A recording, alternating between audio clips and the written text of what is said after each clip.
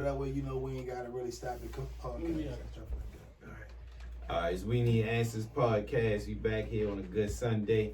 Got my guy Shareef here with me.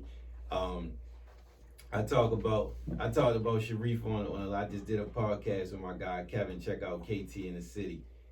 He asked me a few questions about my opinions on food and restaurants and spots like that. And everybody that know me know I frequent Shareef's. You've seen me there since the first one and all that. That's my spot. So you was definitely on my list of one of the people I definitely wanted to get in here, just to ask about, because I'm always interested in creatives and how they start. And of course, my father put me down when you first opened. He was telling me the story, like, yeah, you used to have to stand up, and I was like, yeah. So I definitely think you got an intriguing story that people need to hear and can use it to just to their advantage, because it's people that come from the same situation you came from, but don't look at it as a way, because it's guys that did everything, that know how to cook and just keep it as cooking. Somebody might not aspire to have a restaurant.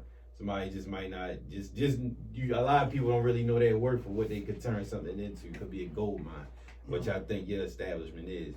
So, kicking off from the start, I guess you can introduce yourself and tell me how you got started in this game. Well, I'm Shareef. I'm the owner of Shareef's Grill. Grew up in West Baltimore. Well, actually, I grew up in East Baltimore, but Okay. I moved over west at an early age. And, this was on the journey, just like the rest of everybody else, what I'm saying? In and out of trouble, in and out of jails and institutions. And, went into, I think what kind of like changed my life for me, and it's always like prison kind of helps shape me in a way. But when I remember being in Montrose, and I had got put out. This is my first year at Walbrook. I got put out. I was up Douglas in the 9th. Got put out of Douglas. Went to Walbrook and got put out. Got locked up. And I went to Montrose, and I wound up getting my GED when I was like 15. So that I just didn't want to go back to school, so that was perfect for me. So when I got out, I just really wanted to work, and kind of like my mindset was like I wanted to work, right, take care of myself and have a job, and I went through life in this cycle of working and not really understanding why I didn't always fit in these jobs and things like that. And it wasn't until I think. Well, I did finally get the job that I did like, and I was with the city. Okay. And this was in like 06. I just got out the feds, got a city job, and I was happy because, that was something big to me. Yeah. You know what I'm saying? Yeah. And so what happened was I was working for the city. I wound up, on a trash truck, and I was throwing trash, and after a while, I feel this ain't for me. Yeah. I like the whole uniform thing and all, but it just wasn't for me. So what I did was, they told me, they said, well, if you get your CDL permit, the city will pay for you to get your CDLs, and then, you could drive. So They still do that? They still do that. Okay. I think, to my knowledge. Okay. I've been gone from there for a while, since like 08. But, so I did that. So I'm a driver. So, that was great for me. Right. I get up every day. I put my clothes. I get my little crew. Say, yeah, come on, let's go. And that was the way for me, because it was like it gave me a sense of not power, but independence. Like leadership. Okay. It gave me a sense of leadership, that I knew that I was supposed to have that role instead of me throwing trash. We need trash throwers too, but I just felt like that I supposed to have more. So I wound up being a truck driver, but I still wanted to sell dope. So I was still hustling, and I was, going back and forth, and I wound up getting locked up. And I'm sitting over the jail, and I was like, dang, this is I'm facing 20 years, and I had Dandelman for an attorney, and I told him I needed drug court. So just so happened we was going upstairs in the elevator, and the guy who ran the drug court division was on the elevator, and he said, well, I run that division. So to make a long story short, they gave me drug court. I wound up, they said, you do 3 years, stay out of trouble, and we'll forget about the 20. Okay. So that's how I end up at the master at Lawson Division. On Division in Wilson. Not by design. It was just like I had just got out of prison. I ain't had no money. I lost everything. I had one check from the city left from like 2-day check. It was like $290. I go up Montgomery to cash the check. I come back down, coming down Pennsylvania Avenue, and it's a girl in front of a bando on Pennsylvania and Clifton, and she's selling hot dogs and hamburgers. You know, and it's a line. She got a line out there, and she got a little cart out there. So I pulls over. So I go to get the hot dogs. When I get in line, she ain't having no more. So she said, "Listen, just wait, and I'll make you one." So she gave me a mango Italian ice. I never forget it. So I sat in my car and I'm eating this. I'm saying, "Dang, this joint good." Okay. So I'm sitting this, I'm just really coming. So I don't really know what's going on. So I'm eating it. So by the time I finished, she said, "Listen, this burger ready." So I taste this burger. It was like a cheeseburger, and it was so good. I was like, "Dang." So then the light bulb. So I said, "I could do this." Right. And I wound up taking the little $290 I had, and I called my man. I called the brother Shareef, and I said, "Where you can get this from?" He said, "You gotta go down this spot." So he come get my card. He give me the card. I go down Restaurant Depot. I take the whole $290. I buy hot dogs, hamburgers, Italian ice, and that was kind of like how I started right there that day. Okay. And I set up at the match here, and that was how my story. That's how it went from there. So at first I wasn't really taking it serious. I would, come out when I wanted it. I would, I had a homeboy, a good friend of mine, Abdul Kareem, and shout out to Abdul Kareem. That's my side. Okay. First brother took me to Umrah. Took me to Mecca. Okay. So a close friend of mine. But anyway, he stayed on me. Some days I didn't want to come out. He'd be like, "Man, where you at?" And I might be in the house. "Man, you better get out here and get this money." I get out there. It's because it was still action out. People were still hooping. Yeah. People were still, summertime. hanging out. Yeah, summertime. It was just like, what was that, 08, 09? Okay. Like, people were still hanging out. That was a good little year. Them 07, 08, 09, a lot of people still active. Yeah. You could still get a little basketball. It was different. It was a different era. Dudes from the Avenue used to come down. Dudes from Lost Division, Bruce Man, or wherever, they would come down and they would support. And more importantly, like, we built a kind of like, the Muslim community a little bit. We made it a little bit tighter. It was a little bit more tight knit. So during that time, we things had became a little bit more tight knit for the whole community. But anyway, so I stayed out there for like. I set up every day, and I started taking it serious. So I started setting up from like 10 to 6 every day, and I started developing a clientele. And then I figured out I can get just as much money. Well, not just as much money, but it's the same principle as selling dope and coke. If you selling hot dogs and hamburgers, it's just a different commodity. Exactly. And once you really understand that, and I kind of like had a mind shift right there, but backing it up a little bit more before I actually came out with the $290. I sat over JI for a little while, and I remember, talking to Vash over JI, and he was, I was telling my plan because I had prayed to Allah, and I said, "It just helped me provide a way to provide for my family. I'll never sell dope again." Yeah. And that was my way, and that's what Allah had provided for me. So when Vash family came home and he see I did what I said I was going to do, he was like, "Damn," And I just started with the one store. Actually, Will Franklin used to come up and support me so much. His thing, he used to come and get the hot dog all the time, but he just liked what I had going on, and he knew I had something different. So when all the dudes would come home, the OGs would come home from the feds, he come to Juma, he would say, "Man, you gotta come and see this guy Shareef," or whatever, right? Okay.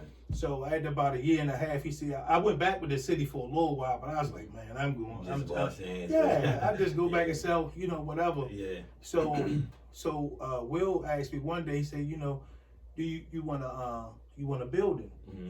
I said, "Yeah, I want." So he rolled me down to Franklin Street.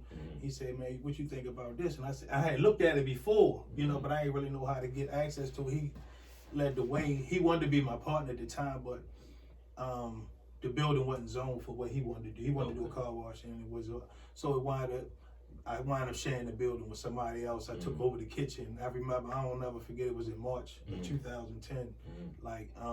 Because I was so grateful. Because I had just got through this. I swear I had just got through the winter. This was my last year on Islamic Way, and I had built this tent, big tent, and then we had a big snowstorm. But like Man, I was so dedicated. We big tunnel, so like people would still come. But even backing up a little bit before that, so the client did make it. What I happened one day, I looked up on a Friday, I had made $1,000, right? And I was like, dang. And I'm busting my ass at the city trying to get this money, and I can make this kind of money, $1,000. So I ain't thinking about. I'm thinking about $1,000 for 7 days. I'm thinking I can make $10,000. You know, so I'm adding up numbers. But what I realized was that the amount of money that I was paying employees back then, even outside, I had 3 employees and I was giving them $50 a day, and that was like, you know, it's a nice piece of money. That was $150 a day for 7 days a week. Right. And once I did the math, I said I need to have a building. You know, and that's when Will came through and said, listen. And when I got there, me and the older guy, Smitty, shared the building, and you know, Smitty sold crabs. He was an OG. You know, I mean, he used to have shops up and down Pennsylvania Avenue, barber shops. But he was like 80. You know, he was trying to give me the game with the crabs, and I ain't really want to take it because I was so locked and loaded and trying to get Shareef started that I wasn't, you know. But he passed away soon after that. Well, not soon after. He got hurt, and then he, I don't know what happened, but you know. But anyway, I miss Smitty. Smitty gave me a lot of good game. But anyway, I wound up acquiring the whole building. You know, I rented the building for 5 years before the owner sold me the building. You know, so I was able to acquire the building from him after years of negotiating. Because, you know, we were stuck on the numbers. You know, he stuck on what he wanted, you know, and what you wanted to pay. Yeah, but what I can say about the brother is that, you know, he didn't want it to go in any other foreign hands. He said, I didn't want the Chinese. He said, the Chinese, he said, I could have been sold it to them. They've been trying to buy it. He said, but, you know, so. That's good. We came, I wound up giving, he wanted $200 for the building. And I wound up saying, okay. And we got there at the table, and that I talked to him in private. I asked my attorney to step out. And it was kind of like a conflict because both of us had the same attorney, really. And so when we got there, he was like, I said, Mr. Morgan, listen. So anyway, he wound up letting me give him $180, and he told me to buy him a truck. Because I think I had a Tundra. He liked my truck. He had this old Eddie. That's what people with money. You don't never know they got money. He had an old Eddie. He had no big wild truck. He had an Eddie Bow. An old beat up joint. You know, he liked to golf, and he was just simple. But he knew the importance of what he had, and you know, my thing was I was stuck because I looked at what he paid for the building, you know, as opposed to what I had created and what made it worth to him. So he was like, It was much more once you got there. So it was important. So I basically took what I had, everything I had to get that building because it was important to me to have ownership of that. I didn't want to keep paying. I'm paying him $2,000 a month for rent. Like so, when I did that for 5, I paid him $100,000 in rent. You know, so you basically already chopped that down for him. So I was able to acquire that, and that was an accomplishment for me. You know. You know, there was, you know, I had bought a few properties before then, but that one really meant something to me because I really wanted it so bad because I didn't want anybody else to get that corner. That's a landmark right there too. Straight you come from east and go straight up and you see it, and you come from west, you can't miss it. Can't miss it. You know, so that's what kind of, and then so what happened was I think that we kind of got popular. And East Baltimore started coming over west so much. And back then, I think gas was kind of high. And they was coming across the viaduct, and dudes kept saying, yo, why don't you put something over east? Because he was like, man, it's you know, gas high. We ain't trying to keep riding over there. So I remember calling Sam Cassell one day, and I called Sam Cassell. And I was like, man, he was at the wreck, and he was like, man, bring us. I said, man, come on over. He said, man, I can't go that far over west. He said, niggas see me that far over west, they gonna think I'm copping or something like that. So it was so funny, like, but I wound up finding a store over there on Chester and Miami Street, and this was in 2012. Right on that side street, right? Yeah, because I remember the brother Squirrel and Snooze, they had a building the block down. I was trying to get that building, it wasn't available, and I saw this one, and I was like, you know, I wound up taking the number down, and I was gonna call the guy the next day and wound up hitting the thing by mistake, locking it in, and he answered the phone. It's like 2:30 in the morning. Oh shit! So I was like, oh my bad. I was calling about the property. He was like, I said I got a spot over west. I said I was called by. He said, oh, I know who you is. Oh, he's hip already. I ain't know the guy. I just got the number out the window. Right. He ain't know me. I ain't know him. Right. But because he said, he said it's Shareef. Mm-hmm. He knew the spot. He knew the restaurant. Yeah, but I only had the spot over West. But anyway, it was kind of ironic. 2:30 in the morning, I called him. And he said what he said. So I was like, yeah. He said, well, we can talk. He said, I'm not really just trying to hit the building to anybody. Mm-hmm. So I said, okay, well, we wound up talking. We came up with a price. I took it over. I opened that up May the 21st of 2012. Okay. We did some good numbers over there. Okay. We did almost $1 million our first year over there. Oh, that's what's up. And was that growth was quicker than the one over West? It boomed quicker when that opened, or was West as soon as that opened? Nothing like took off like West. Okay. Yeah, I'm gonna tell you, I moved. I had my grand opening over West in July the 3rd, 2010. Mm-hmm. It was like I was kind of scared, and because it was my first store, and everybody kept trying to tell me it ain't gonna work, because a couple people had that location before, and they was like, it's not gonna work, and nobody never keep it open. Food spots? It was a gas station. It was a laundromat. It was a couple of food spots. It was a lot of spots. Okay. So, and plus it sit by itself. So people kept saying it's on the island. It sit by itself. Ain't nobody gonna come. So you gotta realize I'm coming from the max shit. Mm-hmm. So now I'm dependent on people to follow me all the way around here. Yeah. But surprisingly, like my first day open, man, people was coming. I was so happy. I was so happy. I saw good feeling. Man, the familiar faces. They was coming, they was supporting, they was driving around. People gonna travel for good food though. Well, they are. But what really, really helped me was social media at that time, I think, and not just social media, but the fact that I had a parking lot. Yeah, definitely. Super convenient. Super convenient. So free parking. And then I'm gonna tell you what thing that, because I remember when you opened and I started going there, when they see the parking lot packed, even if the food might not even be good, I'm going ahead because something must be good in here. I remember I was with my homegirl one time. She's like, oh, all the ballers up in here, niggas, niggas just be out there. So that sold it by itself too. I ain't gonna lie. Like 2012, 2013, 2014, we was getting money. I think. Don. Yeah, we was getting money, and so it was like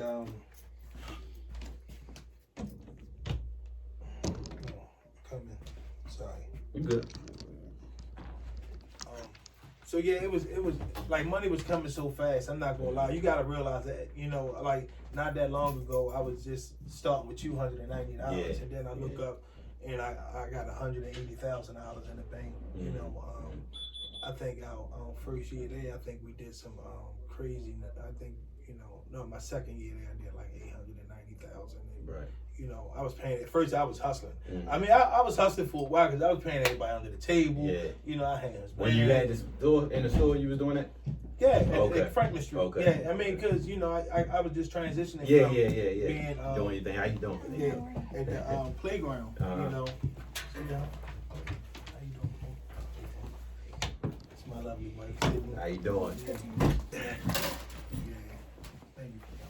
Thank you for coming. Thank you. Shareef is going through how he started and all that, so we're going to definitely go walk down the whole journey. Yeah. And you jump in at any time. Yes. Yeah. She's probably gonna come later too, with the second phase or but yeah. So anyway, during that time, like money was coming. Mm-hmm. I looked up and before I know it, I needed an accountant. Mm-hmm. You know what I'm saying? Because I never really. I wasn't used to doing payroll, and I'm paying everybody. Like I pay people from the street. So, and then I had, talked to my godmother, Alfreda Robinson. She was like, "Look, you're gonna need an account." So she gave me her girlfriend Portia, and I wound up hiring Portia. She was like my first accountant, and she got me through. You know what I'm saying? As far as she could do. But she told me that first, she was like, "You need to spend some money." She said, "Because if you don't, the IRS going." So I wind up. That's what made me buy my first house. Yeah, I bought my first house. Okay. Down over East Baltimore, I bought my first house off of Bel Air Road, and that kind of like meant a little bit. That was my grandmother's house. Okay. And I wanted to keep it in the family, so I wound up rehabbing that. And we still had that in the family. And then I wound up buying another house like shortly after on Mount Street because it was still money there, and I really wanted, now I'm like gun heavy now. I don't want to buy property and stuff like that. Yeah. So I bought those two, and I kind of like pump my brakes because I wanted to buy the food truck. So I wound up buying a food truck in 2013. And they had I had Mwami and they was working with me. That's the guy that worked in Oh no. Mwami's the big guy, kind of like he was with me in the beginning. Okay. You know, he kind of like taught me into getting a food truck because I didn't want a food truck. Right. But he's like, I'm telling you, everybody getting it. So why you ain't want it? You know, when things are unfamiliar to us, then we try to stay away from those things. Gotcha, you know, so I wasn't really used to it. But kind of like what made me want to do it because I thought about Miss Shirley's had a food truck, and I used to work for the city, and that used to be my route. And I used to go in Miss Shirley sometime and get a little drink. They used to give us drinks, and I could never really afford to really go in there or whatever. But they had a truck. So I thought back and I was like, dang, they got a truck. And I thought that really validated them. So I was like, if I get me a truck, I wasn't even thinking about it from the business equity action. I was just thinking about it from marketing, you know. But when I went out to go buy the truck, it wasn't what I saw on the internet. But what they wound up doing was building a truck for me. They charged me like $80K. And I was trying to get funding for the truck. I couldn't get funded. I mean, I had credit, so I didn't have credit, and I didn't have enough cash to pay all of it up front. So he said that, well, just give me half of it. I gave him half, and then when he built it, 3 months later, I had my first food truck, and that was in 2013, and that was the best $80,000 investment. Yeah, you know, I can imagine. Still making money, and it's like they're so lucrative. Right. You know what I'm saying? Yeah. You know, so that was kind of like the way that things happen. I wound up getting a store in East Baltimore. We did a wine festival in Bel Air Road. This was their first wine festival they had. I used the truck. So the lady Khadijah who ran that organization, she was in the Miami Street store. So she was like, listen, we got a store at Bel Air Road. It's empty. We would love for you to come up there. You know, so I said, I come and take a look at it. Right. So I came and took a look at it, and I kind of knew the area. And it's not like it used to be, but it was a high traffic. Right? So I said, I'll take it. And she said, well, plus we give you $30,000 to help you get it open. That's what's up. And you can use it for whatever you want to use it for. So I was like, cool. So whilst I went up there, I kind of abandoned Chester Street a little because I took all of my staff up there. And then it was hard for me to find enough quality staff to staff all 3 stores. So I was struggling. So I just decided I was going to shut down Chester Street and just keep that store. I said I keep one east and west. Tried to go back for a little while, didn't work. Then I wound up hooking up with wifey dinners back then, and shout out to wifey dinners. Yeah, shout out to wifey dinners. They're down there in Georgia doing their thing. I had wound up hooking up with her and her husband, and we would doing like a partnership. But the thing is like we look back and we look at how we did business. Like we didn't really do business. We were still doing business like street business. You know? And I was still operating under my license, but I was letting them operate under me. And you know, they just wouldn't operate like I expected them or wanted you to. And so I just said we'll just relinquish this. And that's kind of like, but people were still coming there for Shareef's. You know, I ain't gonna lie, those wifey dinners, and they had a crazy following too. Yeah. They was, I swear, in less than a month they had built up, they was getting 3,000 a day. Oh, that's what's up. You know, that's and we were just like 50-50 partners at that point. But it was a little raggedy. But I know they have a lot. No, seriously, I'm just saying, not the operation itself, but just the infrastructure wasn't there. Like I would like it to be. Right. I like structure. Yeah, I understand. You know what I'm saying? So that's kind of like how that went.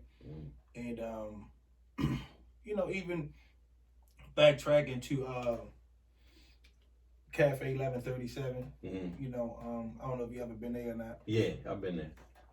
They some friends of mine. You know, that's the one on Windsor, right? Yeah. That kind of like helped them guys get on. You know, find their footing, and you know, and I appreciate it because they took the baton and they ran with it. Right. You know what I'm saying? And as they should. I think Dante still has his, and I think Devin's doing something also down in Georgia. Yeah, I heard about that. Down there, so I heard about that. You know, shout out to them too. You know, because we all on the journey. Yeah. You know, nobody. Everybody think you got it together, and people were kind of like quick to criticize people who, and they never really been in your position. You know what I'm saying? So it's a lot. It's not always easy. You know, making that transition. Since you saying that, right? I was gonna say this for Downs. I wanted you to keep going. I want you to keep going, man. Interject for a little bit. Okay. I want you to finish your story, but this is one of my questions I had on my list. So, one thing I was going to say in the beginning was that I appreciate, because that, I don't know if you remember that one day we was chopping it up in the store. You was telling me about I told you I had a podcast and we was talking about Talk. Shout out to Talk too, Tariq. When you did his, and we was chopping it about that, and then you was talking about the housing business, and you was telling me like, you should go check this out, look at that, and I like what you were saying with the game you gave Cafe. I always say that I admire, because you know it's very rare for us to give game up, because it's like we don't want to give it up and then you go above me. It happens every day, but at this day and age, somebody gave you the game, you gotta give it to the next person to advance and take off. Go ahead. Well, I just feel I do it anyway. Yeah. I do it because like I've been doing this before it was popularized. Right. Before Instagram. Okay. Like I was already really like just an entrepreneur. Yeah, and I would give people who wanted the game. Like there's a lot of people I'm probably partly responsible for at least inspiring them to want to do their own thing. Right. And that's what my job is. Like because just for inspiration, just from a guy who had been in training school, that been in the feds, and been in trouble, or been through whatever. Like I grew up in East and West Baltimore. I met a lot of dudes from the prison, so it's like that's kind of like how a lot of people got to know me, right? Originally, but you gotta give it. Yeah. Like even. Yeah, you gotta get the game up. My line that I say on here all the time is, you must teach what is taught. That's what I got from an interview I watched. You gotta teach what's taught, because we ain't helping nobody holding in information or game. We can't advance the community, the youth, or the people, period. We gotta give it up. So I was saying that I appreciate that because and I know you real close with the guys from Earn Your Leisure and all that type of business stuff that we can learn and teach each other.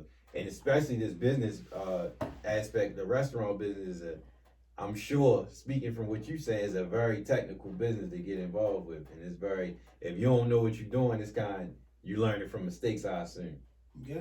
Yeah, so it's definitely, that's something that I definitely learned so far out of this. Well, one thing before we go further also, how did you end up, I know you broke down all the business part and how you started, but how did you get into what you were selling? Because that's the thing that why I say what I say about being one of my favorites, because my thing, I don't eat beef or pork at all. I eat chicken, but I want to be pescatarian, but I always say, and I said in the interview I'm talking about, it's easier to find chicken in a fast place versus seafood. And that's one thing why I fucked with Shareef a lot, because I can go ahead and get some salmon quick. Yeah. I can go ahead and get some any kind of fish real quick. Right. And I like the variety, so I want to know how you got into selling wraps and seafood and things like that. Oh, I got in the wrap. I really started selling wraps because I was in the feds. That's and I learned how to make the wraps. Like I was already in the food kind of like even in the feds, I was the type of dude, I had to go get me a ceramic bowl made as soon as I got on the compound. With a ceramic shop, because I got to cook, because I like to eat. Yeah. And I got that from my uncle, but I worked at the Cheesecake Factory. I worked at a lot of restaurants in Baltimore, so I kind of like had that.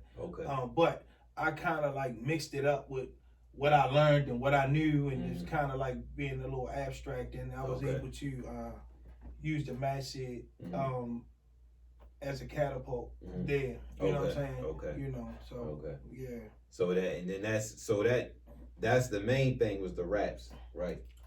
Well, the wraps, no, we ate. That's how we ate in the feds. We made wraps and we made platters, and it was kind of like if anybody know that they've been inside the feds, like it's a little different from the state. Everybody want to go, but in the feds, like if everybody want to be a big boy. Yeah. Don't nobody want to really go to the chow hall, so everybody want to. But you gotta have a veggie connect. Right. Okay. And to have a veggie connect, you gotta either be somebody, you gotta have some money to have somebody bring you veggies, because that's how dudes ate in the unit. Right. So we make our own. Whatever. You had dudes that was creative in the feds. They was making dumplings and all types of curry chicken. You could get whatever you wanted in there, octopus, whatever. Like so, it was But when I got the opportunity to get to the street, now I wasn't selling no raps in the feds. You know, I was just making for the homies or eating together, whatever. But I wasn't never selling no raps. But it was a dudes running around the compound selling them. I wasn't.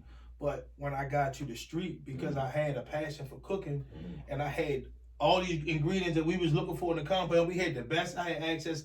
So now when I'm at Lawrence Division I'm chopping these vegetables up, I'm sauteing stuff, and they're like, what the hell? I ain't never seen nobody do. I'm used to getting the cheesesteak stuff from, whoever. Yeah. But when you add something different about actually seeing somebody making it in front of your face, chopping it up, you see the cheese melting in the sauce, you're like, damn. Yeah. I come out the mash here one day, I got about 5 cars pulled up waiting for me to. They like, yo, I pulled my wife over here. Bop. Yeah. So now I'm over here like, Nelly, no. I'm out here running 3 turntables. I got 3 pots going, 3 pans, but I was very clean. Right. Okay. And I was very organized about what I had. Okay. And it's that blue tent, on that picture you got when you standing out, it's like a blue tent with the that's big, the first tent. Big cooler. Yeah. Okay. Big cooler, And I was just, if I had a vision, I would follow it through. Okay. And it's kind of like I would just make the best of whatever I had at that point in time. I had sinks out there and everything, and it was just like time for me to move. Right. Okay. And then move on. Okay, got you. So moving forward, after you got the Greenmount, you was talking about was Bel Air? Bel Air Road. Yeah, you got the Bel Air joint started, and then what was after that? So after that, I was just I think I had got the second truck. We had the second truck. Anyway, my wife and I had she came to work for me, and then we wound up getting married about 2 years later, maybe a year and a half later, and she had some she was able to bring a different part, and add some things to Shareef, so add some things to the business that I couldn't probably add or necessarily add. So she kind of like talked me into, somebody bought me the opportunity to get the spot out in Randallstown, but I kind of turned it down because I didn't want to rent anything. Okay.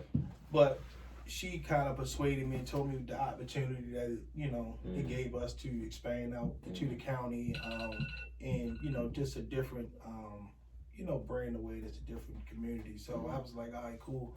I'll do it. Plus, Identity Lounge was right there. Yeah. And it was like, it'd be packed. So I was like, all right, well, I'm going to go ahead and do it. You know what I'm saying? Yeah. So the brother sold me the spot. I remodeled it. I got my daughter, shout out to Asia. You know what I mean? She came in and messed it up, tore it up. You see how I look at it. Yeah. So, she do great work. Right. And that was the first time I really got to, because, I worked with my daughter on a few occasions, but this the first time I really got to see how she, she streamlined her business. Because, she came in one time, she took pictures, and the rest of the time, all the rest of the work was done by contractors. And she did everything remotely, and I kind of appreciated that. And I really saw... how she really had stepped her game up, and I know she probably was like, yeah, you didn't know I was like that. She thought she was playing. Huh? Well, she always knew she was talented, but I had kind of like stepped up because I was doing my own thing and she was doing her thing. But I'm impressed, at what she has going on, and some of the projects she's done. Okay. Okay. Yeah. And now the new baby is the pizza spot. Yes. So how that idea come up? You don't want to know. You don't want to know. I'm now more intrigued to know now. I don't know. I just saw it one day. Well, I didn't see. I was looking for, to buy an investment building. I was trying to get an investment property. So I was sitting me just looking for a residential property, and what happened? I had just got a residential property, and I should have just kept it at that, but then I was on LoopNet, and I wound up seeing this. I was looking for businesses for sale, and they wound up having that one for sale on Light Street, and I went and talked to the guy. We made the acquisition. I purchased it from him, not the building, but just the business. And we worked out. And I wound up rehabbing it, and I wanted to keep that pizza tradition going on because it was already a pizza shop for since 1920 something. It was a well-known one.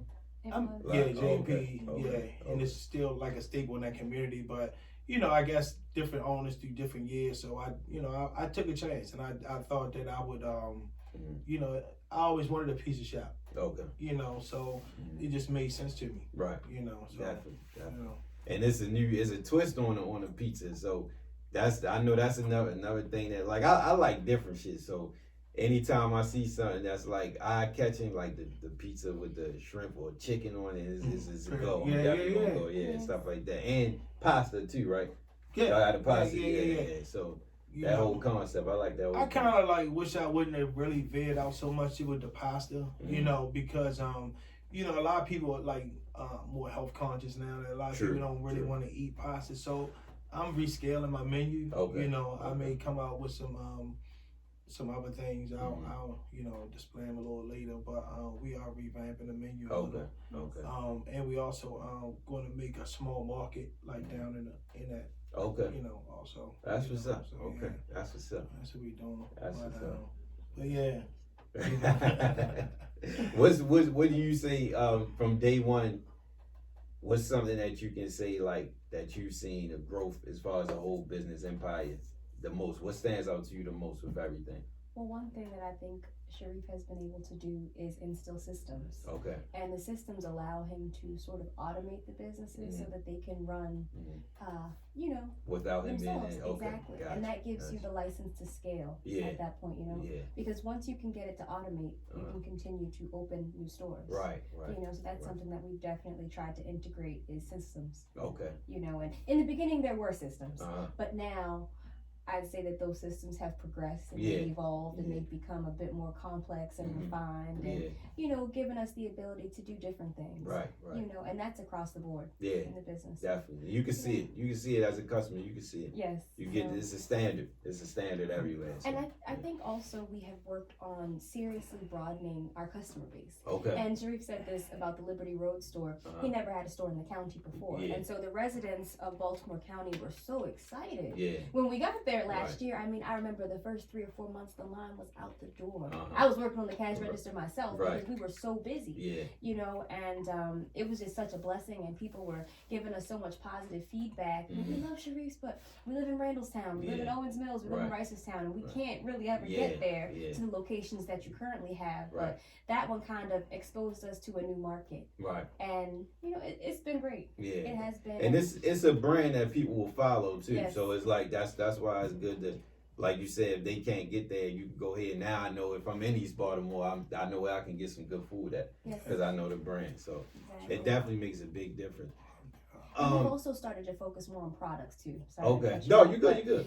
Because at first I think it was just about the menu and getting the customers and having them continue to come, but now we're learning to build a market on products as well, like the rotisserie seasoning. We're also starting to sell the Shareef special sauce and a few different other things that we have in the works as far as merchandise. That sauce is that's what drove me crazy when I used to get the platter. My first meal was always the shrimp and crab platter. Oh, the I used to lump. always the jumbo lump, and I love the sauce. People picky about sauces though. Some people like it's too much sauce. Some like I love it, and that's what thing that sold me. And people was always standoffish about that price. But I was like, shit, you getting all this for that for $20? Like you can't beat that shit. And I was up there. I used to go every Friday, and I get my hair cut. I was shooting up there, grabbing one. But the sauce definitely. So y'all about to start selling it? Absolutely. Yeah, definitely grabbing that. So what's something that you would say, both of y'all? What's something that you would say is like the biggest lesson learned in the food restaurant business? So, and I asked that is like as far as like going through things, like whether it's having to take a loss and learning from that, or just experience something that was like, this is something that the next person should know. Like, you look out for this. This will happen. Like, keep your eyes open. Like, it definitely will happen. Because I know people, and like you said, people don't. I got a question for this too. But you said earlier that people don't really get the business when they don't really know about it. You said something similar to that. So, what would you say is something learning wise that stood out to you? It's like that opened my eyes to that type thing. Well, what I would say is to always brace for inflation. Okay. And by that I mean inflation is all around us, especially right now. We hear about it so much. But in the food business,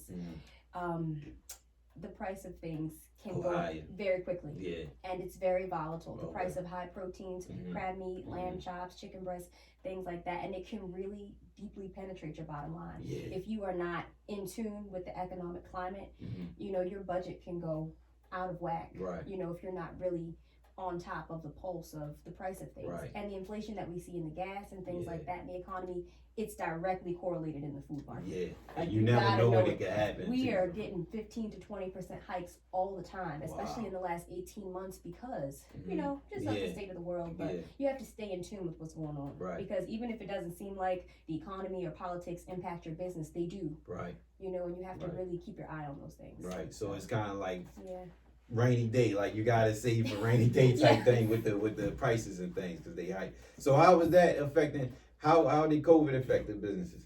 Like, what was the biggest thing with that?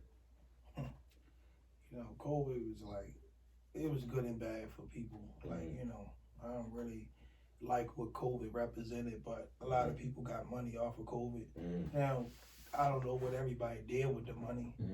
You know what?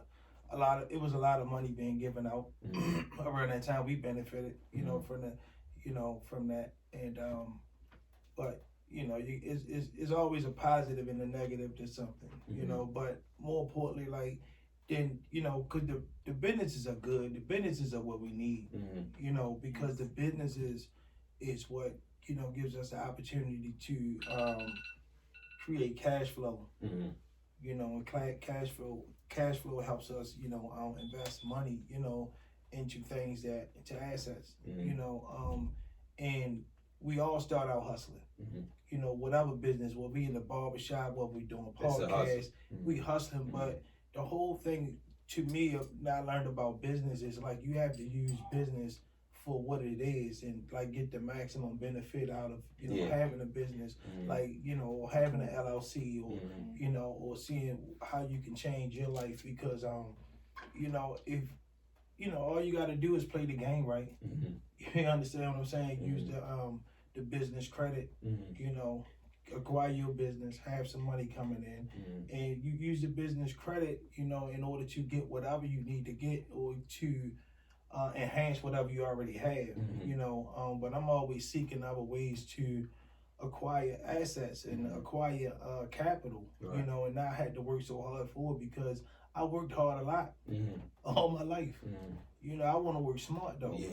I want to let my money work for me. That's the goal. You know, smart, not hard. Yeah, but we all can do it. But people, like, they'll understand. They know things, but our problem is lack of knowledge. True. And execution. Most of the time. You understand what I'm saying? Because 100%. Like, I heard this somewhere, excuse me, and I know, you know, a guy said something about when you get up in the morning, you're going to do two things. You're either going to do it the right way or you're going to do it the easy way. So most of the time, people going to do it the easy way. Because the right way takes so much, you know what I'm saying? So that's why a lot of times people just go entertain themselves rather than educate themselves because it's a lot easier. Right. You understand what I'm saying? Because if I got to learn how to go in the I say I want to sell real estate. I say I want to get rich, but I'm not showing it because every time I'm on Instagram and watch, I'm not really doing. Every day you watch me, I'm on something. A podcast, Earn Your Leisure. I'm checking this YouTube out. I'm dealing about, you know, something that can help structure my family. Right. Because we don't know how long Shareef's gonna be around. Right. I will hope that it's around for hundreds of years or whatever. But more importantly, I gotta understand that I need money coming in from other venues. So you use the money to invest in other things. Like a lot of us are now getting into stocks. Like I'm one of them. I haven't, like, if somebody told me about stocks 10 years or 20 years ago, like I knew about it, but I wasn't, you know, into it until recently. But it's just as easy as just opening up, going to the app store, opening up the account, linking it to your bank account and investing. I mean, you know, of course you gotta educate yourself, but a lot of time we wasting money and we wasting time, and you know, and that's what's hurting us. So I try to, you know, help people through that way. You know, guys, I had little mentors that I mentor and, you know, help them get their credit right, help them, you know, do things. But I don't have the time to, you know, because it's a hell of a balance. You know, you have to pray, you have to take care of your kids, you gotta, you know, make sure they doing their homework, you gotta work out, you gotta, you know, run the business, you know. I got a mom, I got a wife, so it's like you have to have a balance. Right. And people understand that, people want to hold you responsible because a lot of us, we don't want to accept responsibility for nothing. Yeah. We don't want, it's easy to say, oh, he did it. Yeah, it's easy to say that, but we got to take responsibility, 100%. And stuff like that for our future because, it's not looking good. Yeah, I agree totally. And we got a lot more places where we can get that knowledge from now. Even if you don't want to read about it, you can watch something, you can learn and stuff. So it's definitely that's one of the reasons why I do this podcast, for inspiration and just to push people, get that, if I can, even if I don't know you, just to get that push to know that you got confirmation that you really can do this, like stories like this and every other story that I did. But would you say, another question, back when I was a kid, my father had a barber shop, and I remember when I got older, I asked him about that, and he was like, one thing he learned was that if you don't cut hair, it's probably not the best business for you to get involved with, in his experience. That's what he said. Do y'all feel like if you're not involved in the food, like you said you came up in that world, you cooked, you worked in restaurants, things like that, do you feel like the business is a good business to get involved with if you're not into it in that realm? As a cook, as if somebody worked in restaurants, things like that? It depends. Okay. It depends because, like, what if I just said, if you came to buy Shareef's, right? Shareef's is a old machine, it's already running. Like, right. You don't really have to know much. True. All you have to do is make sure you pay the right people that knows the system. So you don't have to, but it's good to know. Right. It's definitely good to know anything that you're doing to get your hands on because it's nothing like having that experience as opposed to a lot of people go to school and they get book knowledge, but they don't have that hands-on knowledge that somebody else might have. But it's good to have both. Right. If you I think. Okay. Okay. I invested, I never sold pizza before. Right, but I bought a pizza shop. I should know more about pizza than, but, sometimes. He's an excellent cook, though. Yeah. But you know food.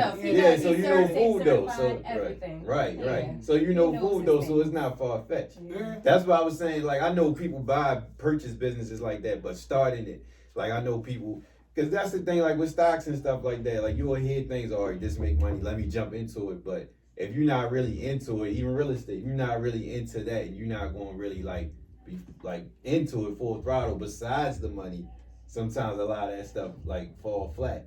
Well, I feel like this, that it's good for me to know. It's good for me to know how to make pizza. True. But I'm not going to be in there making pizza. Okay. My job is to find somebody who's going to have that position. Yeah. Who's going to make the pizza. Right. Now I may have to get in there and show them how to make it, but that's their job. I'm not. That's the difference between you having a business and you just being even still. I'm not gonna act like I'm always there because I'm not, because I'm still married to the business. You understand what I'm saying? Only thing, I'm just not working for him. Right. I'm working for me. Yourself. And we all become entwined in these businesses some type of way. You know what I'm saying? But my thing is, I'm really trying to find a way to create more passive income as opposed to having these brick and mortars, because these gonna be a thing of the past. True. With this metaverse and it's getting crazy out here. I do want to touch on what you said, though.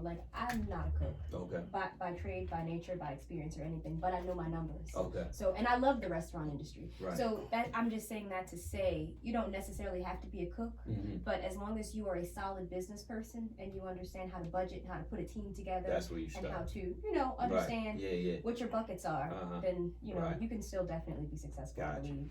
That makes a good partnership. Yes. I actually dealt with your father. I remember your father had a spot over on Charles Street. Yeah. Here, I think we had just kind of met, and he was leaving. I don't know what happened, but he had gave me some equipment and stuff like that. It's kind of then Sydney used to know him, so it was I used to hear about your father a lot of times, but I know a lot of people know him over that way, so and. Your father funny, he don't do no whole bunch of cutting the cheese, you know what I mean? But I used to see him at the barbershop, but then he used to come in the store, and then we wind up speaking, and we had a mutual friend together, But yeah. But that's where, and that's why I asked that, because that experience right there, he wasn't really all the way into it. He'd tell you, like, he was still, he was doing his thing. So it was a thing of, like, when it was me and my godmother working the store a lot. And I learned a lot business-wise doing that. But I seen how that goes with it. And that was one thing that caught me. And he'll tell you, too, it's just something that if you're not really into it, you can really see how it could go. But it had so much potential. I was younger then, though, too. Like, now, if it was still around, I definitely would have wish we could have took it to another level. But that was a great experience that I experienced being in that store with him. But that's another reason why I asked that. But another question I had for y'all, so about Grace, you said that earlier, like I said, and then it made me think about your man with Homemade at restaurant. And we talked about this too, and I'm gonna say. So I want to paraphrase it the right way. So I know he had a little conflict at one point about like something he posted something and the people reacted to it. And I always think, and I know I fall victim to it too. Natural as a human, we all do. If something bad happened, you step away, you don't want to deal with it type of thing. I don't want to eat that no more. But just like with the clothes stuff, something happened with clothes. I'm not wearing this no more, such and such. So with that being said, knowing that business and knowing how one experience can change somebody's whole look on your business and things like that, how important is it to handle your business? Like I'll say this before I finish. The kid that work at the grill, short, he talk real proper all the time. He's funny, but he be on it though. Yeah. And that's like I'm saying, like I say that to say like good or bad. The experience bad, I always, like y'all, the workers at the store is always like, is very courteous, very polite, things like that. So I say all that to say like with Grace, I talk about that a lot.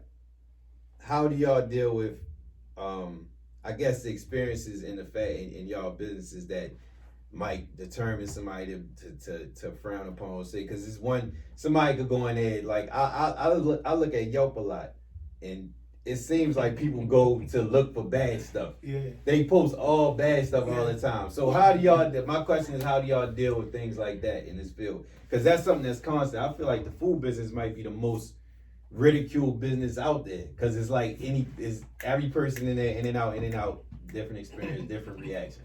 How do y'all deal with that? I don't know. I'm not gonna lie, it's just my standard, kind of like, it's my standard, like, my wife helped me out a lot, like, because over the years I've been like, I mean, she's a little bit more reserved and polished than I am. Dealing with people, I'm a little bit more rough. So, but you kind of like set a tone from the beginning of what you want. You look for who you want to really, and you gotta go through things. I went through hundreds of employees. Okay. I mean, at one time, West Baltimore started out all black. I had one Hispanic worker. And I had 14 people working on and Shareef one time on one shift. I ain't know the business. Right, I was trying to figure it out. And it's just like, it's a constant struggle, just in business. It's not easy. If it was easy, everybody had one. Sure. Dealing with our people is tough. Yeah. Sometimes dealing with your own self is tough. Yeah. You know what I'm saying? So you gotta understand that. You gotta know your strengths and weaknesses. They had a saying, they say, workers work just hard enough that they don't get fired. If owners pay just enough that they don't quit. Like, and if people had go into jobs like with this mentality, like, I'm gonna just work just enough to get paid, and but if you actually can, you put the time in and work in, and sometimes you get good people, you get bad people. You get people that really want to work, you get people that don't. My business having to transition to a lot of Hispanics because like they work different. I don't have time to be a social worker. I don't have time to keep going back and forth and being challenged and like, I'm paying you, I'm your boss, but you'll get a white man all this respect, or you'll get these other ethnicities all this respect, and you got a black man that's from your hood that's trying to help, like, because this is the way I see it. I see so many businesses out here that's vacant or that has a foreigner in it, And we got all these guys, all these women. I mean, a lot of us are coming on. We getting it. Like I've been had this vision. Like you know, why we gotta wait for an Indian, or why we gotta wait for an Arab, or why we can't do ourselves? Because if you can run out here and run a drug strip, you can run a business. Exactly. You can do it. Exactly. I did it. Exactly. That's harder. Wow. That's harder for real, ain't it? What? The other business? Shit. Yeah. The other shit. It's harder because of you know the challenges that I challenged what I had with myself. I ain't really wanted. I wanted the money, but I ain't really like what I was doing. Yeah. So that was a challenge. Then you know I had other challenges. You know what I'm saying? And you know you got the police and it's just so much better when you add value to a community, because I add value to these communities. I'm not just getting here and I'm just taking the money. And people look for, you know, people try to say, oh, he ain't giving out book bags every year, or he ain't giving out, you know, people don't know what I give out. Exactly. You understand what I'm saying? And you know, Allah got me here. Like I'm not here on my own. You know, I'm here by, you know, His guidance. So I don't really try to just take what I got though. But people gotta understand, like we come a long way out. We come a long way, and like some of our grandmothers and mothers, they didn't have the opportunity we had. Right. So we gotta go. Like just for example, like I'm gonna say this. Like if you have somebody that like I'm gonna say my daughter, you know, she had a grandmother that that worked in a certain spot, right? And she had a mother may have worked in a spot. And then like you follow this tradition. But if you come with, you know, that's why a lot of things I don't subscribe to. A lot of things that they told us, I try to unlearn it and learn my own way. Yeah. And people look at me like I'm a problem, or you know, whatever, but like that stuff is not the way. And I try to teach my kids the way. Every step of the way, I'm teaching them about finance, I'm teaching them how to pay bills, I'm teaching them about credit.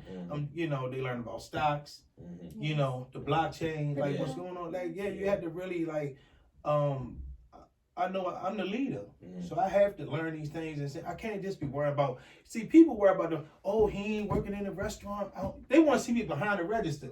Or actually, you know, my mentality not there. Right. You understand what I'm saying? I'm not even really just trying to say I'm a boss. I feel like more like I'm a leader. I'm not really trying to I'm a boss by definition, but I'm more or less to try and show people the way of how to take care of your family. Right. You understand? That's what I meant, your family. Yeah. You know what I'm saying? The business can't take off like by you being behind there all the time either. The business can't take off you being behind the register every day. No, like I can't find time. You know, we had to. That's why I said we had to have assets. Right. To free up our time. Right. So we can make more money. Yeah. If we got, I work for the city. I work for the city. I was making $14 an hour, and I had Blue Cross and Blue Shield. You couldn't tell me I ain't have a good job. Right. Back then, I had my own. They gave me my work. They gave me my keys to my truck. I called my guys. I'm out here, and I was living the American dream, I thought. You understand what I'm saying? Yeah. At that point, and that was back in 06, 07. That was my mentality. I had just got out. I didn't have that mindset yet. You have that because a lot of times people know stuff, but they won't react to it. Yeah. You understand what I'm saying? That be our problem. Or they hear something and they don't want to really interpret it. You say, oh no, that's phony. So it's so much easier to just get on the gram or watch this than to say, let me just actually Google and see what's up with this and see if it's beneficial. Because if my mother invested in stocks for me, I'm 50. If she invested in stocks even 20, 30 years ago, we'd be well off. So that's what I'm trying to instill in my kids.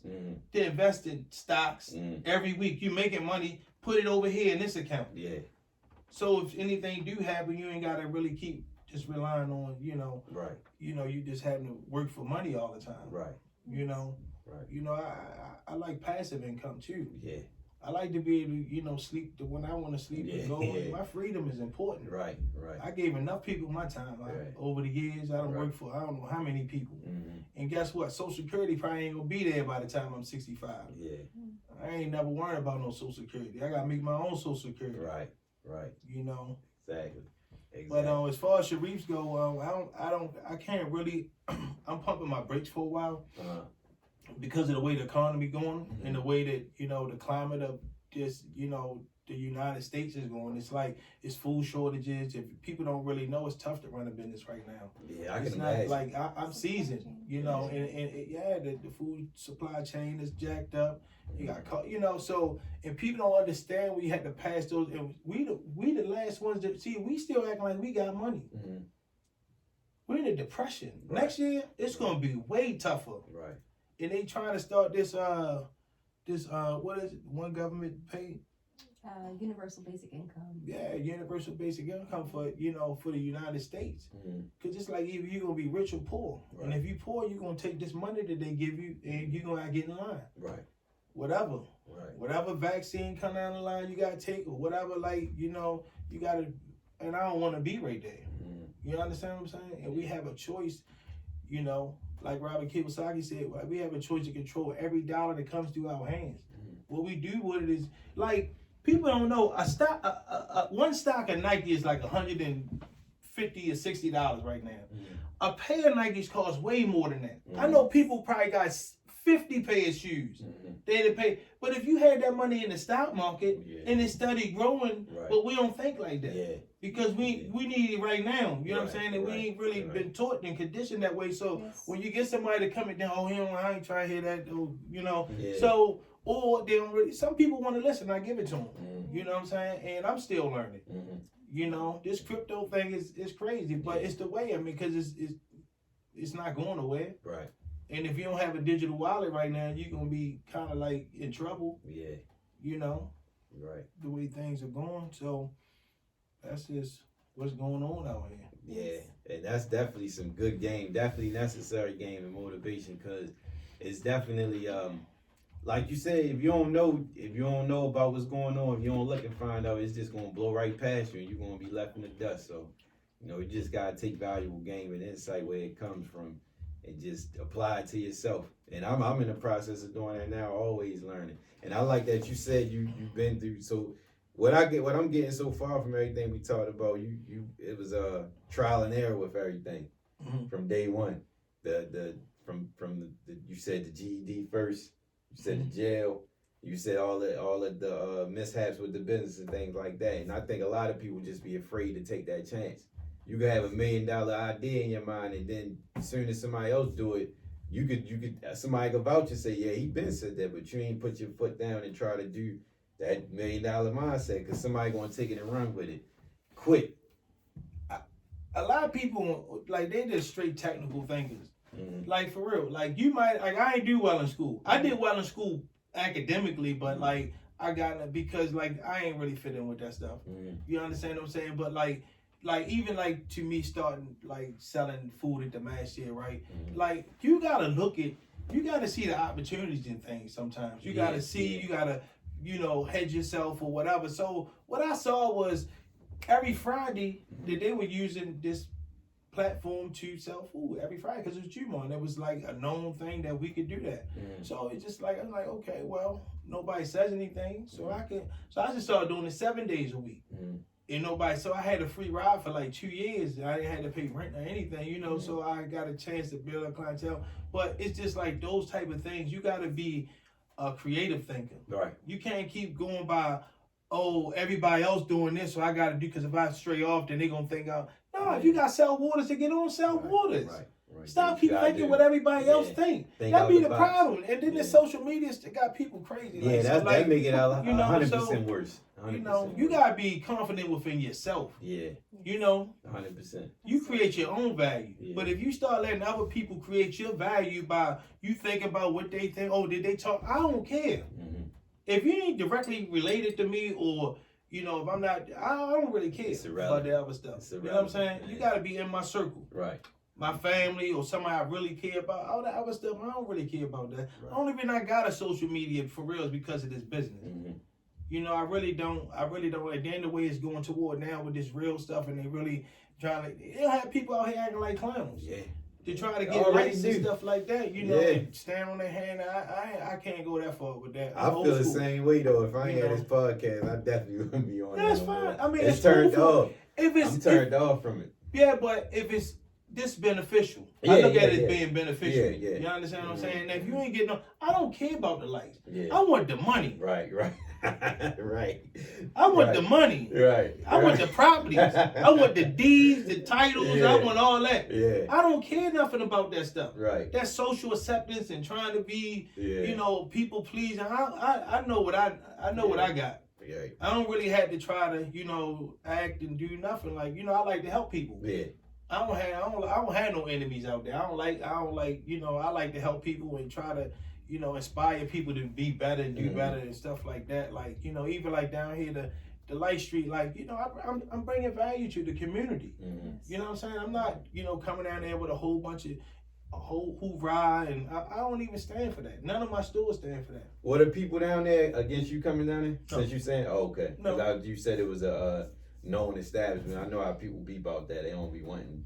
Well, you know, I'm black. And it's a predominantly white area, you know, but people are getting in line.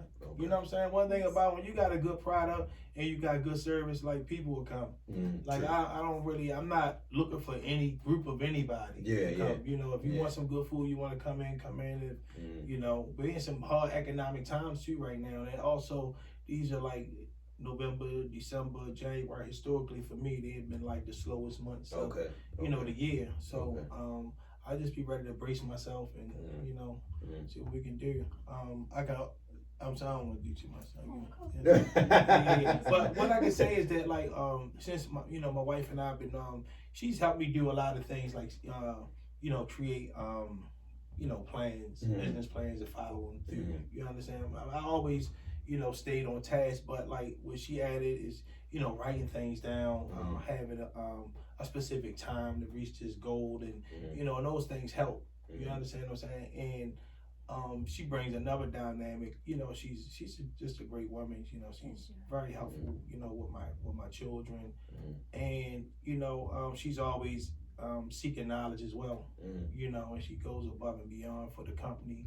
You know, and it's good to have somebody that's pleasant, that has a nice attitude, disposition, and that's always trying to assist you, because it gives you more peace and it gives you more room to grow, you know, and stuff. So we build together, we have fun together, you know, and we know each other, we respect each other, and it's a good relationship. But like now, it's like almost taboo to really like post your mate on social media. You know, the black family structure is so corrupt. That, you know, when people see right now, they think it's wrong. When they see wrong, they think it's right. You know, but the only thing I can do is keep doing what I do, and try to be a better person. You know, for my children. I had 7 kids, and you know, I'm involved with all of them. I help raise all my kids. You know what I'm saying? I'm not looking for no stepdaddy. You know, because I want to be even. I'm not with the parents. You know. And, you know, that was my job. You know, they actually come, and I always, you know, try to be able to assist them and help them, you know, because it's rough out here. You was fortunate. You know, you had a father that was already, you know, business savvy, and that, you know, kind of created a way for you. You know, we grew up different. You know what I'm saying? We was in the projects, and we ain't really had too much. You know what I'm saying? So you got to realize that, like, most of the other men that was in town, they probably but let me go ahead and chill out, because I know me, I'll be talking too much. No, you got the floor. You definitely got the floor. I wanted to ask you, while you was talking, I was thinking, when you was talking about your grind and you was saying $1,000 a week, and coming from what you was doing before that, was it tough for you to have the discipline to save that money and put it away because you knew what you was trying to get into? When you started to build that bank, when you was at the mass shit? Oh, was it hard for me then? Yeah. No, because I wasn't doing nothing. Okay. I was just strictly praying, going home and doing that. You know, so I accumulated money quick then. But prior to that, before you know, me going to prison and me just growing up in West Baltimore and trying to find my way, it was hard for me to get money. You understand what I'm saying? Because my mother didn't have no money. We had, so either you had to sell drugs, or you didn't have many opportunities, or go to work. You know what I'm saying? And most of the time, like guys around my age, they didn't see $2,000 or $3,000. Only time they saw that money is income tax time. Yeah. That you really got to see a lump sum, and most of the time that money was spent before you even got it, or you got it and you might have tricked it off, not tricked like that. Yeah, I'm just saying but it's like, so when you were able to really get some money, and then even when you did get some money, you didn't really know how to invest it.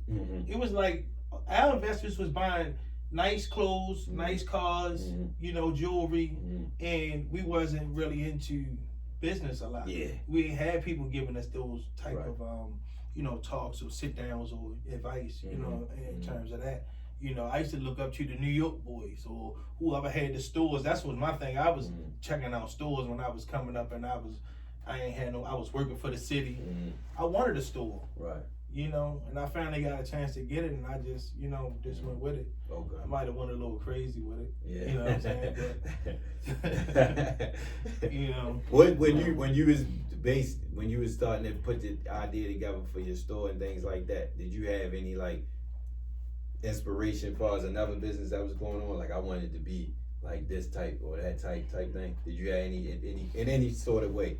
Did you have any inspiration from another type of business that made you like, I like how this is type thing? For some reason, I wanted a halal store. I had remember talking about it a year or two before I even came out to the mass yet. Because I used to know I wanted just a halal store just to sell halal products, because I knew this brother named Shareef. He passed away, but he was like my big brother. He showed me the way, and he kind of like me. Then he had a store down there in McCullough and Islamic way, and he had his wife in there and his kids, and they worked.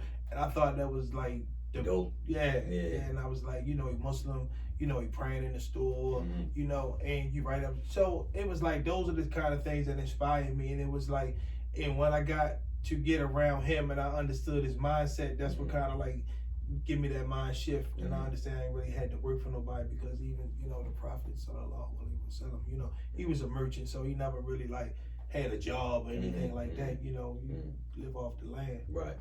So, okay. Yeah. Do you feel like it's necessary to have a mentor in this business? I think it's it's good to have people to look up to. I think it's good if you can have a good mentor, because it's tough to find like that mentor that it's like finding a girlfriend or boyfriend or wife or husband. It's like I mentored a lot of people. I'm a very personal person. I don't really give people a lot of my time, because I'll be disservicing myself. I have so much going on, but I do like to inspire people. So I even like give you my time. Even like Killer, shout out to Nacho Bangers. Killer, my little man. I like Killer. And I saw so much potential in him, and I really wanted to work with him, because I see which way he was going. And I just see he was just like me when I got started. I was feeling my way, and I was a little bit more focused, I think, than Killer was, as far as like staying on task, because a lot of times people see and I don't want to lose track, but so I was trying to tell I kind of passed Killer to Dirk. Down the homemade. Because that's how he locked it. Yes. I took him down there one day. We all chopped it up, and I didn't really had time, and Derek know a lot. He's very knowledgeable about the business, and I think that was the perfect person to put him with, and he helped him expand, and it's more of a friendship now than a partnership or business, but that's kind of like things be going. Yeah, I like that y'all all three mess with each other, because that's another thing. We come from a town, and probably just African Americans period, niggas period, it's just we don't really, when everybody doing the same type of thing, is reluctant to really be like cool, hang out type of thing. It's still the same way. Yeah. It's the same way. People still. It's just like I don't know what's wrong with our people. We just become like competitive in nature. Yeah. I think that you can't have too many alphas in the room or certain way, and it's a shame, because we probably could do so much more together. But it's hard when we wasn't brought up that way, and you really it's to have distrust or whatever, it would be nice, but I do find that happening, that when you reach a certain level of success, or supposed to be success or whatever, like people tend to kind of like look at you in a different way. Even people that, you know, you help dear to you and close to you. Like, I don't know why does that happen? Maybe, you know, it's just hard to understand. But you know, it's probably would never understand it for real. Yeah, you know, just like kind of like Jay-Z and Dame. Like, you know, they both were talented and they both had money. I think it's more ego than anything. A lot of times with most of us, I know myself, I could be a little egotistical at times. I could be, you know, self-centered. I have some, you know, character defects that I definitely have to work on, that I'm working on to be a better person. But even still, even if you're a better person, like, you can't change somebody else's ways of thinking or their perception or their insecurities as well, you know. So and it take a lot to realize that too, to fall back. I think that crabs in a barrel mentality, it definitely started long before any of us were alive. You know, it's something that was systemized early on to try to keep Black people, specifically Black males, from becoming a leadership entity and really pushing the culture forward. That's something that was put in place long ago. And it's still pitting us against one another. Still going down. That's absolutely right. You're absolutely right with that. You're absolutely right. The others. So, in closing, you wrap it up now. I want to leave on a note of just giving some game or inspiration to anybody that's got a business, in a food business, or just trying to figure out what they like, trying to figure out life, trying to figure out, well, I know I need to do this. All the stuff y'all mentioned, the crypto, the stocks, all that, the real estate, is a lot of stuff that people familiar with, they know it, but they just don't know it. So I just would ask you, both of y'all, to give some kind of gem and inspiration to the people listening that might need that, or some advice. Well, first thing I'm gonna say is you want to keep your I don't know if this is the most important thing, but you definitely want to keep your credit good. You want to keep your credit good. That's very important. And you want to keep your relationships good with people. Okay. You understand what I'm saying? But more importantly, like, people have this misconception that you need all this money to invest. And it's not. Like, you don't need a lot of money to invest. You need to be able to invest a little bit of money consistently. Okay. You know what I'm saying? Like, stop buying. Don't buy a pair of 7 jeans this week. Skip the tennis shoes this week. Right. Don't buy no belt. You know what I'm saying? Like, skip the trip, you know, put $125 in an account. You know what I'm saying? The TD Ameritrade account. It's easy to open up in 10 minutes. You know what I'm saying? Open up your account, buy you a little, every week you have a certain amount of money allocated to come out of your paycheck to go to this account.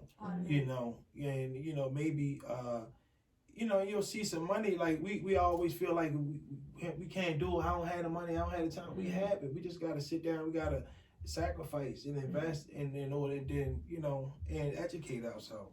That's the only thing I can say. Have a little bit of discipline, you know. But only a little bit? You got to have some discipline. You got to have some, you know what I'm saying? You know. What's some you would like to give up? Well, I would definitely say, I was going to say to invest first in yourself and in your family. And when I say invest, I don't even just mean financially.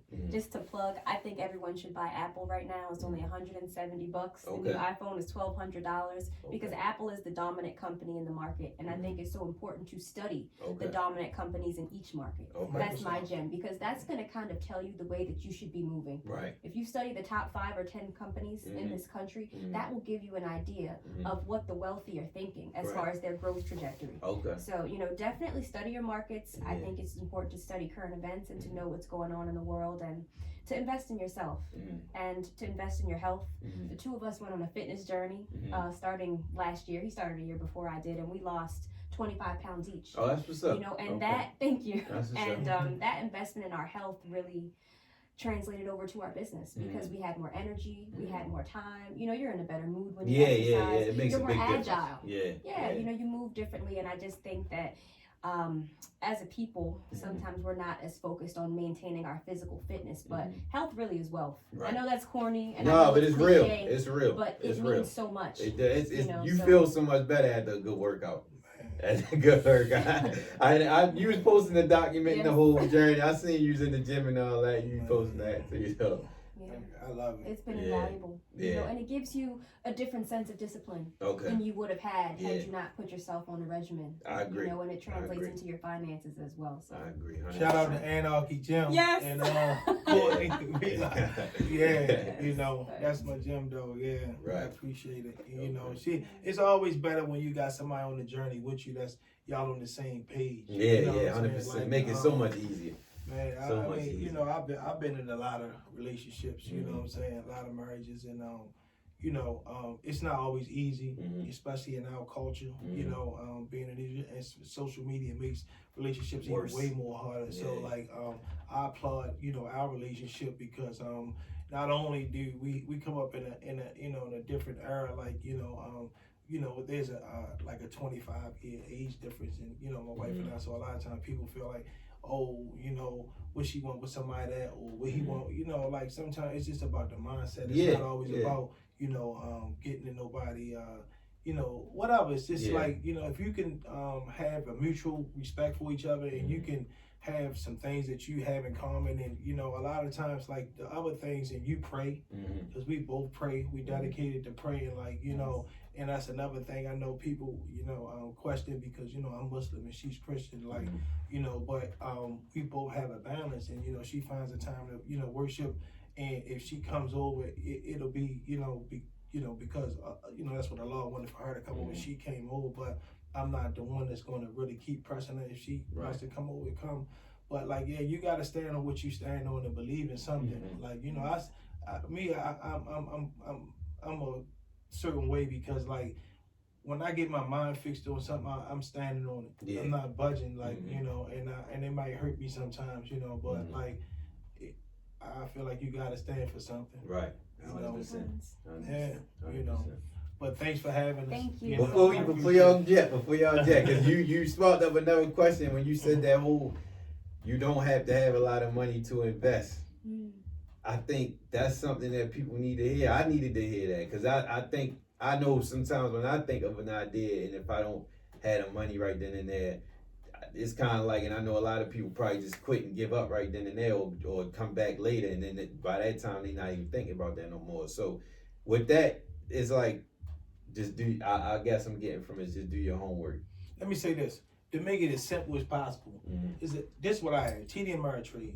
You go to your app store, look up the TD Ameritrade, you download it, right? You set up your username, password, you link it to your account, right? And then you can ask, you know, about different stocks. So how I first got in the stock, I bought my first stock. I bought one stock of Tesla, because I wasn't really sure. Tesla was selling for $900 back then. I bought one time, and then I had a friend tell me about Gap, and he was like, boy, Kanye just hooked up with Gap, get some stock. So I bought 55 stocks, but they was only $12.60. Okay. So who can't, you know what I'm saying? Because now you look at, you might have 1,000 shares of Gap. You understand what I'm saying? So I bought 55 shares, and Gap wound up taking off at that point. It went up, you know, tripled in money, and so that's kind of like how you could. I'd rather see my money over here in my account than to see a whole bunch of Nike boxes and stuff like that. You know what I'm saying? And I want to chime in on your question Please too. Do. You asked us earlier about advice. I think you should study decentralized finance and cryptocurrency. And to piggyback off your most recent question of only needing a small amount of money to invest, you can buy $5 of Bitcoin or $5 of Ethereum at any time, and you can automate your account to pay $5 a day in Bitcoin, and you can look up, you know, in a few months, and you'll have seen some serious return. And I think it's so good because right now the market is in a correction, meaning that you can get these assets at a discounted price versus earlier this year Bitcoin was maybe closer to 70,000. It's closer to 50 now. You know, and that's a big number, and it intimidates a lot of people because they're like, I don't know about Bitcoin, it's too expensive. But you can buy minuscule amounts of Bitcoin, and then one day it could be worth $1 million. You understand, for one coin, and you've been putting that $5 in every day. So that small amount of money can actually change your life.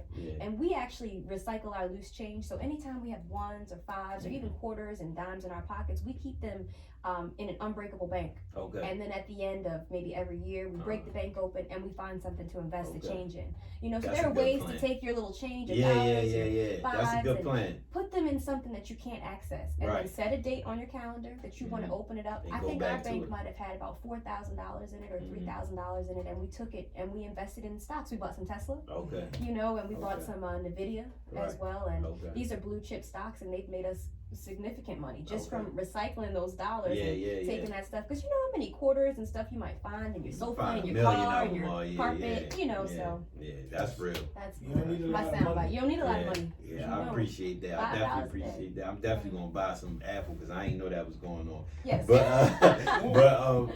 And my last thing is just a statement I want to say because I always been intrigued by LeVan Hawkins back in the day. Them when he bought the Checkers to the Hood and had his name. I always wanted to own a franchise. I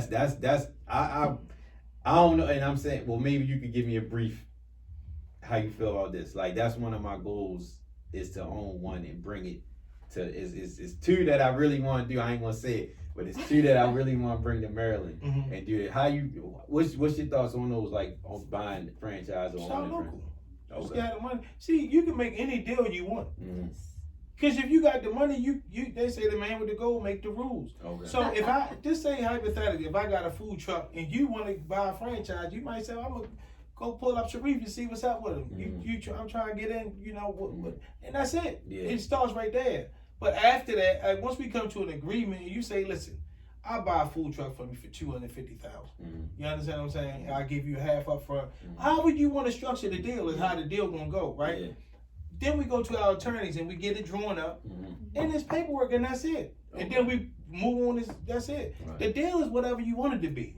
And I think franchises are good for someone who you just mentioned may not know the restaurant industry because you have a ready-made set of instructions, standard operating procedures, and systems in place that will help you to not fall into any traps or pitfalls because the person that started that franchise did it all for you. And then they wrote it down and put it in a neat package and gave it to you. You know, so the game is there. You know, so I think the franchise is good for someone that just wants a ready-made turnkey business. It's good for people. I like that. Creative in their Gotcha. Okay. All right. Well, this is a great conversation. I thank y'all for giving up all this game, and I hope everybody that's listening gets something out of it and apply. And please check out Shareef's Grill. Check out the grill. Shareef's Pizza and Pasta. Pizza and Pasta. Street. Yes. If you ain't heard about the rotisserie wings, please check them out because you ain't gonna want no more chicken bites from nowhere else. They off the chain. This when you first put these out, that's what everybody the wings. Man, listen. Every time you go up there, we sold out. It was crazy. You know what it is. Everybody swing right, look to see if there's any wings over there. Ain't no wings over there. Don't leave it out. It might be partly cloudy if they're gonna stay or not. You know what I mean? Right. You know, that's kind of like what helped brand us a little bit because you know, not having so much, you know, access to it, you know, and they wind up helping me out. It wasn't by design. It was just what it is because it took so long to make them, but they were delicious. And, you know, people will wait. I had people wait an hour, 45 minutes. They definitely would. But people knew, 1, 4, and 7. And then we had at 1 o'clock, 4 o'clock, 7 o'clock. We had them on the time. Yes. That's crazy. You know what I mean? Oh, my goodness. Let me get out of here. I'll be in the street. With that being said, we closing out. Please subscribe, like to the We Need Answers podcast on YouTube, the podcast app, the We Need Answers store, or link in my bio on the We Need Answers podcast page on Instagram. Check us out, follow all of that. And if you could do me a favor, I want to get my man from Homemade, and I want to get Denzi at some point. You could put something in the air for me. Inshallah. Okay. I take that. Or anybody. Look, anybody you feel like we good for the show. Throw them out there, put them in play. Definitely, you know, like I probably talk to Killer. See if he want to come through. I don't know what Jay-Z gonna do. All right, I got you. With that being said, I already know. I got you. We out. We Need Answers podcast.